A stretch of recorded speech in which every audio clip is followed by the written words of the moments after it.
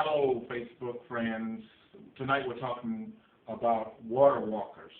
From Matthew 14, verse 22, it says, "Immediately Jesus made his disciples get into the boat and go before him to the other side while he sent away the multitude." Now this was just after the feeding of the 5,000. Verse 23, it says, "And when he had sent the multitude away, he went on the mountain top by himself to pray. Now when evening came, he was alone, but the boat was now in the middle of the sea, tossed by the waves, for the wind was contrary. Now in the fourth watch of the night, that's shortly before dawn, Jesus went to them walking on the water. And when the disciples saw him walking on the water, they were troubled, saying, 'It is a ghost.' And they cried out for fear. But immediately Jesus spoke to them and said, 'It is I, be not afraid.' And Peter, and it looks like I'm harping on my boy, but he did some things right. And Peter answered him and said, 'Lord, if it is you, command me to come to you on the water.' So Jesus said, 'Come.'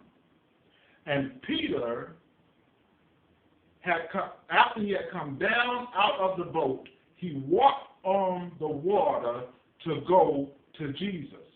But when he saw that the wind was boisterous, he was afraid and began to sink. And he cried out to Jesus, 'Lord, ruler of everything, save me.' Verse 31 says that Jesus stretched out his hand immediately and caught Peter and saved him. And Jesus said to Peter, 'O you of little faith, why did you doubt?' And when they got into the boat, the wind ceased. Then those who were in the boat came and worshiped Jesus, saying, 'Truly you are the Son of God.'" We're talking about water walkers. Have God ever asked you to do anything by faith? I received the Lord when I was 10 years old, and that was a faith act. This year, I turned 50 years old, and God is still requiring me to walk by faith. 2 Corinthians 5:7 says, "We walk by faith, not by sight." This is the Christian's modus operandi. In other words, it's how we roll.